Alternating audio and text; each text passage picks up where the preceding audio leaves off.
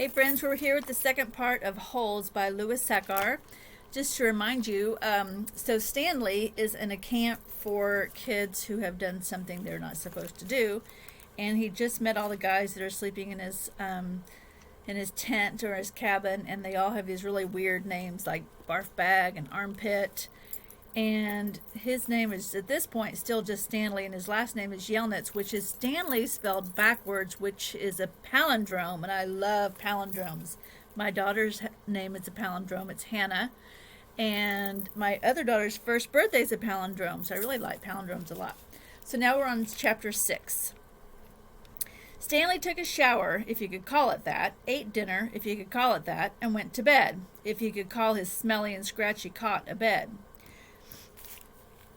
Because of the scarcity of water, each camper was only allowed a 4-minute shower. It took Stanley nearly that long to get used to the cold water. There was no knob for hot water. He kept stepping into, then jumping back out from the spray until the water shut off automatically. He never managed to use his bar of soap, which was just as well because he wouldn't have had time to rinse off the suds. Dinner was some kind of stewed meat and vegetables. The meat was brown, the vegetables had once been green. Everything tasted pretty much the same. He ate it all and used his slice of white bread to mop up the juice. Stanley had never been one to leave food on his plate, no matter how it tasted. "Hey, what'd you do?" one of the campers asked him. At first, Stanley didn't know what he meant. They sent me here for a reason. Oh, they sent you here for a reason. Oh, he realized. Well, I stole a pair of sneakers. The other boys thought that was funny. Stanley wasn't sure why. Maybe because their crimes were a lot worse than stealing shoes. "From a store, or were they on someone's feet?" asked Squib. Neither," Stanley answered. "They belonged to Clyde Livingston." Nobody believed him. "Sweet feet?" said X-Ray. "Yeah, right." "No way," said Squid. Now as Stanley lay on his cot, he thought it was kind of funny in a way. Nobody believed him when he said he was innocent. Now when he said he stole them, nobody believed him either. Clyde Sweet Feet Livingston was a famous baseball player. He led the American League in stolen bases over the last 3 years. He was also the only player in history to ever hit 4 triples in one game. Stanley had a poster of him hanging on the wall in his bedroom. He used to have the poster anyway. He didn't know now where it was. It had been taken by the police and used as evidence of his guilt in the courtroom. Clyde Livingston also came to court. In spite of everything, when Stanley found out that Sweet Feet was going to be there, he was actually excited about the prospect of meeting his hero. Clyde Livingston testified that they were his sneakers and that he had donated them to raise money for the homeless shelter. He said he couldn't imagine what kind of horrible person would steal from homeless children. That was the worst part for Stanley. His hero thought he was a no-good, dirty, rotten thief. As Stanley tried to turn over on his cot, he was afraid it was going to collapse under all his weight. He barely fit in it. When he finally managed to roll over on his stomach, the smell was so bad that he had to turn over again and try sleeping on his back. The cot smelled like sour milk. Though it was night, the air was still very warm, and Armpit was snoring 2 cots away. Back at school, a bully named Derek Dunn used to torture Stanley. The teachers never took Stanley's complaints seriously because Derek was so much smaller than Stanley. Some teachers even seemed to find it amusing that a little kid like Derek could pick on someone as big as Stanley. On the day Stanley was arrested, Derek had taken Stanley's notebook and after a long game of come and get it, finally dropped it into the toilet in the boys' restroom. By the time Stanley retrieved it, he'd missed his bus and had to walk home. It was while he was walking home carrying his wet notebook that a prospect of having to copy the ruined pages that the sneakers fell from the sky. "I was walking home, the sneakers fell from the sky," he told the judge. "One hit me on the head." It had hurt, too. They hadn't exactly fallen from the sky. He'd just walked out from under a freeway overpass when the shoe hit him on the head. Stanley took it as some kind of sign. His father had been trying to figure out how to recycle old sneakers, and suddenly a pair of sneakers fell on top of him, seemingly out of nowhere, like a gift from God. Naturally, he had no way of knowing they belonged to Clyde Livingston. In fact, the shoes were anything but sweet. Whoever had worn them had had a bad case of foot odor. Stanley couldn't help but think that there was something special about the shoes, that they would somehow provide the key to his father's invention. It was too much of a coincidence to be a mere accident. Stanley felt like he was holding destiny's shoes. He ran. Thinking back now, he wasn't really sure why he ran. Maybe he was in a hurry to bring the shoes to his father, or maybe he was trying to run away from the miserable, humiliating day at school. A patrol car pulled alongside him, and a policeman asked him why he was running. Then he took the shoes and made a call on his radio. Shortly thereafter, Stanley was arrested. It turned out the sneakers had been stolen from a display at a homeless shelter. That evening, rich people were going to come to the shelter and pay $100 to eat food that the poor people ate every day for free. Clyde Livingston, who had once lived in the shelter when he was younger, was going to speak and sign autographs. His shoes would be auctioned, and it was expected that they would sell for over $5,000. All the money would go to help the homeless. Because of the baseball schedule, Stanley's trial was delayed several months. His parents couldn't afford a lawyer. "You don't need a lawyer," his mother had said. "Just tell him the truth." Stanley did tell the truth, but perhaps it would have been better if he'd lied a little. He could have said he found the shoes in the street. No one believed they fell from the sky. It wasn't destiny, he realized. It was his no-good, dirty, rotten, pig-stealing great-great-grandfather. The judge called Stanley's crime despicable. "These shoes are valued at over $5,000. It's money that would provide food and shelter for the homeless. And you stole from them just so you could have a souvenir."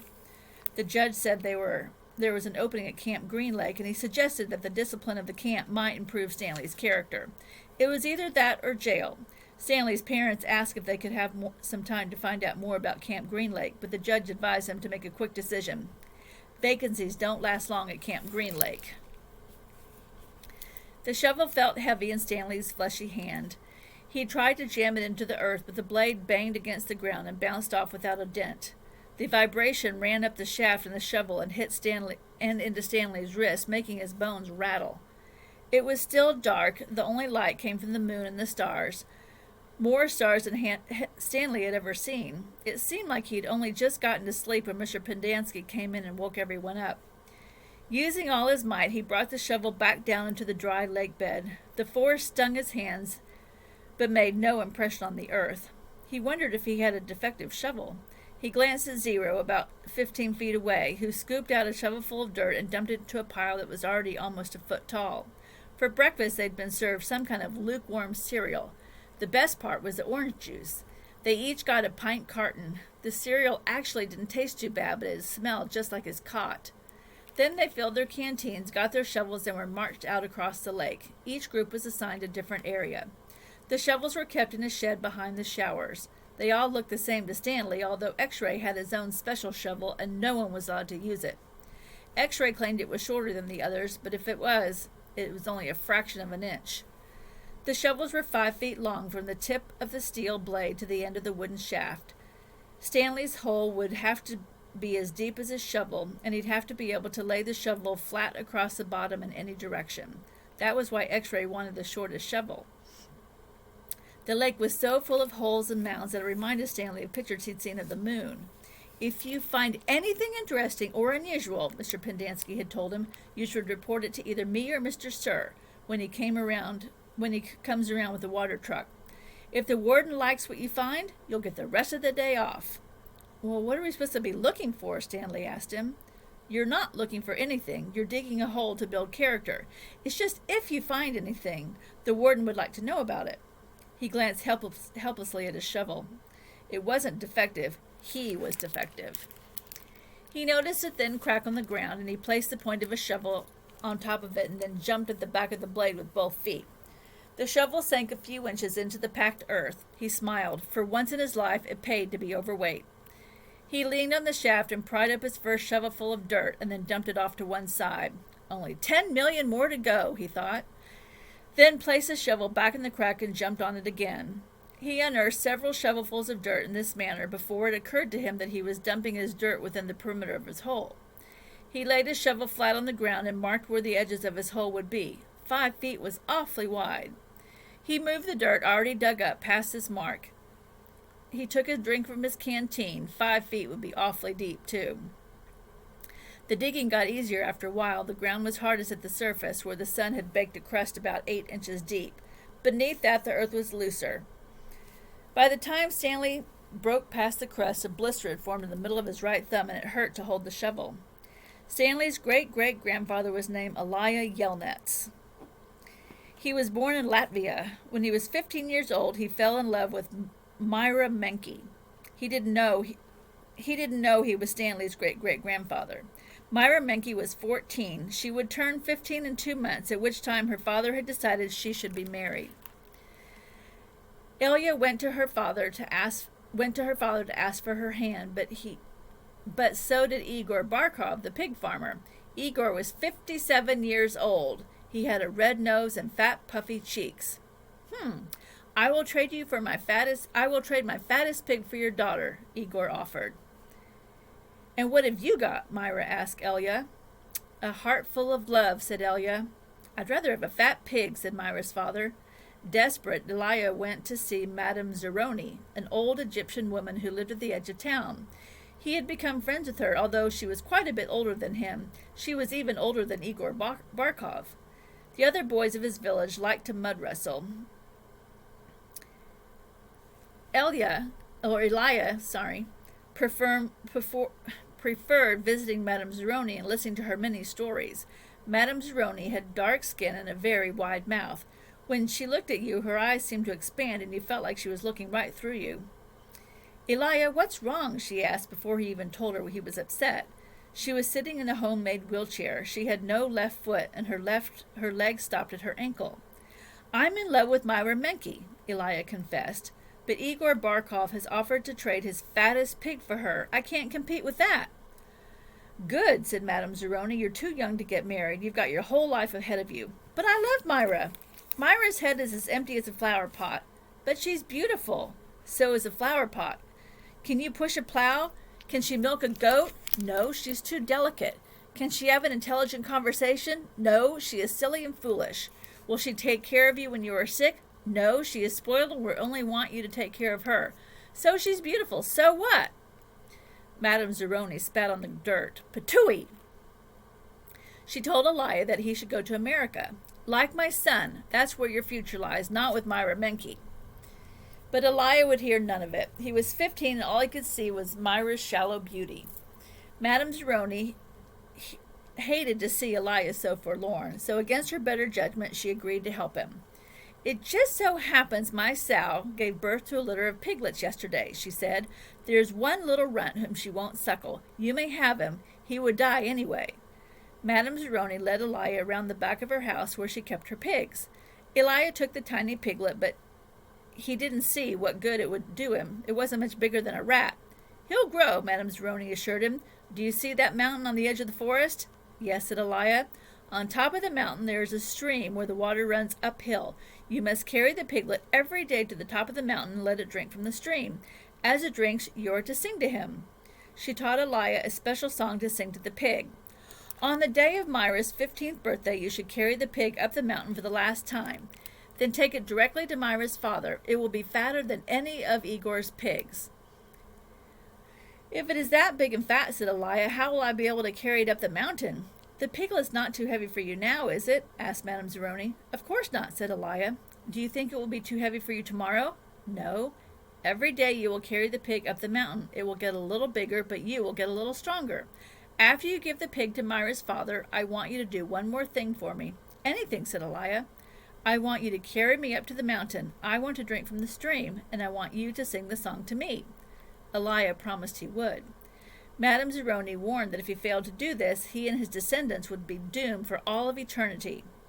At the time, Elia thought nothing of the curse. He was just a 15-year-old kid, and eternity didn't seem much longer than a week from Tuesday. Besides, he liked Madame Zeroni, and he'd be glad to carry her up the mountain. He would have done it right then and there, but he wasn't yet strong enough. Stanley was still digging. His hole was about 3 feet deep, but only in the center. It sloped upward at the edges. The sun had only just come up over the horizon, but he already could feel its hot rays against his face. As he reached down to pick up his canteen, he felt a sudden rush of dizziness and put his hands on his knees to steady himself. For a moment he was afraid he would throw up, but the moment passed.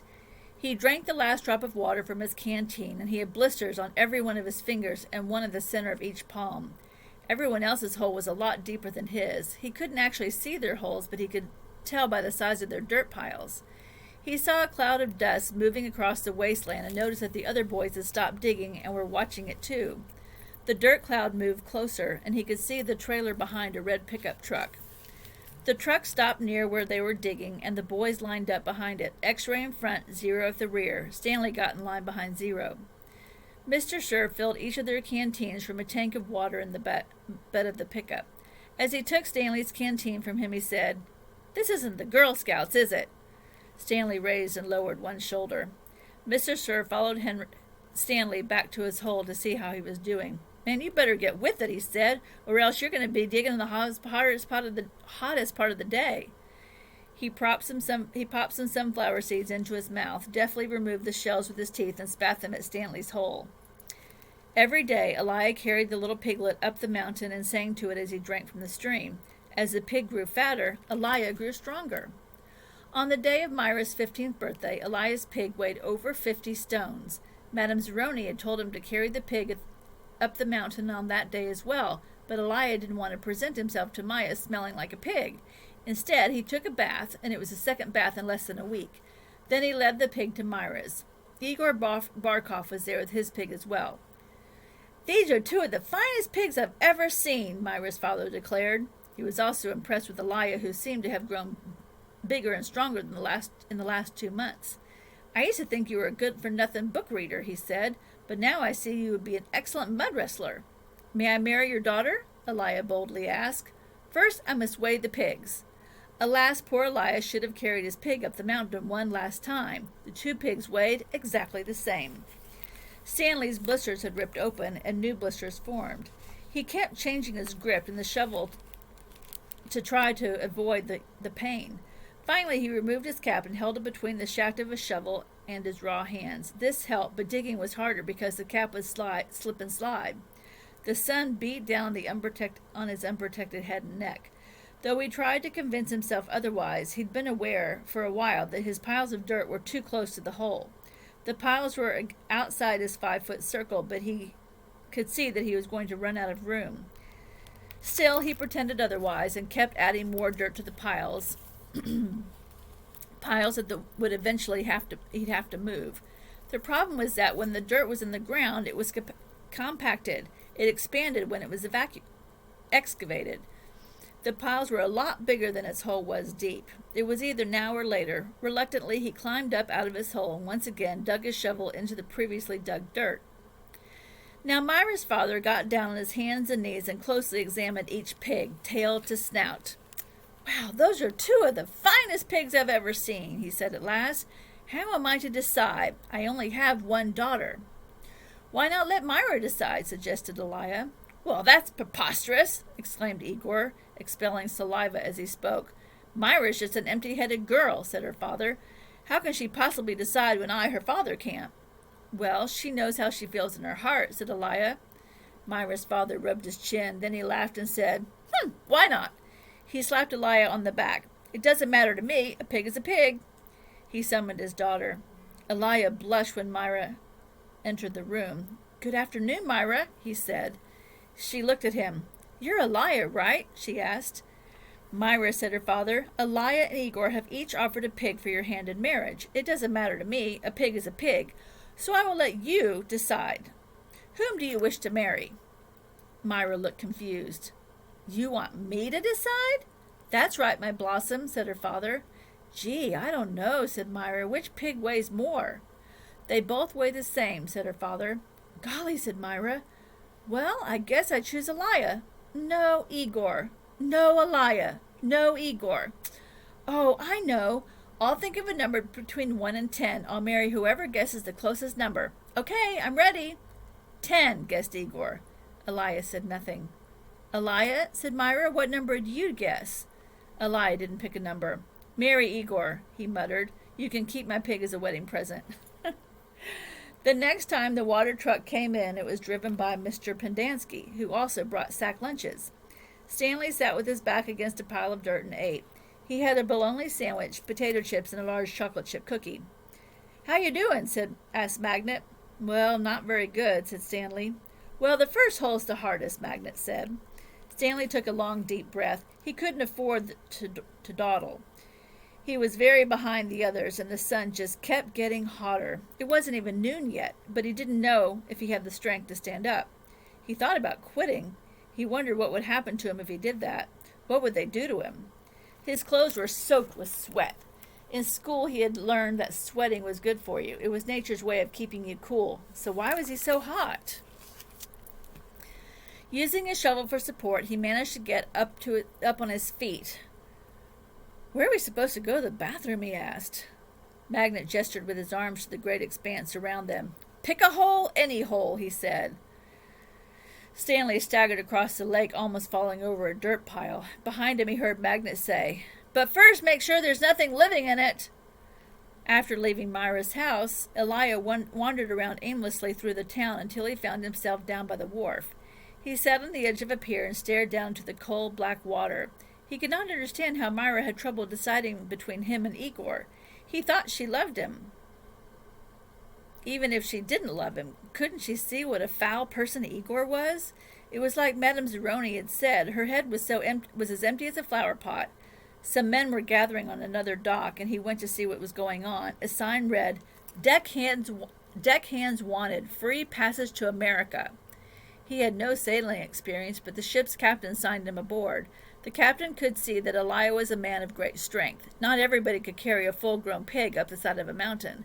It wasn't until the ship had cleared the harbor and was heading out across the Atlantic when he suddenly remembered his promise to carry Madame Zeroni up the mountain. He felt terrible. He wasn't afraid of the curse. He thought it was a lot of nonsense. He felt bad because he knew Madame Zeroni had wanted to drink from the stream before she died. Zero was the smallest kid in Group D. He was the first one to finish digging. "You're finished?" Stanley asked. Zero said nothing. Stanley walked to Zero's hole and watched him measure with his shovel. The top of his hole was a perfect circle, and the sides were smooth and steep. Not one dirt clod more than necessary had been removed from the earth. Zero pulled himself up to the surface. He didn't even smile. He looked down at the perfectly dug hole, spat in it, turned around, and headed back to the camp compound. "Zero's one weird dude," said Zigzag. Stanley would have laughed, but he didn't have the strength. Zigzag had to be the weirdest dude Stanley had ever seen. He had a long, skinny neck and a big, round head and wild, frizzy blonde hair that stuck out in all directions. His head seemed to bob up and down on his neck. It was like a spring. Armpit was the second one to finish digging. He also spat into his hole before heading back to the camp compound. One by one, Stanley watched each of the boys spit into his hole and return to the camp compound. Stanley kept digging. His hole was almost up to his shoulders, although it was hard to tell exactly where the ground level was because his dirt piles completely surrounded the hole. The deeper he got, the harder it was to raise the dirt up out of the hole. Once again, he realized he was going to have to move the piles. His cap was stained with blood from his hands, and he felt like he was digging his own grave. In America, Elijah learned to speak English. He fell in love with a woman named Sarah Miller. She could push a plow, milk a goat, and most important, think for herself. She and Elijah often stayed up half the night talking and laughing together. Their life was not easy. Elijah worked hard, but bad luck seemed to follow him everywhere. He always seemed to be in the wrong place at the wrong time. He remembered Madame Zeroni telling him that she had a son in America. Elijah was forever looking for him. He'd walk up to complete strangers and ask if they knew someone named Zeroni, or if they'd ever heard of anyone named Zeroni. No one did. Elijah wasn't sure what he'd do if he ever found Madame Zeroni's son anyway. Carry him up a mountain and sing a pig lullaby to him? After his barn was struck by lightning for the third time, he told Sarah about his broken promise to Madame Zeroni. "I'm worse than a pig thief," he said. "You should leave me and find someone who isn't cursed." "I'm not leaving you," said Sarah, "but I want you to do one thing for me." "Anything," said Elijah. Sarah smiled. "Sing me the pig lullaby."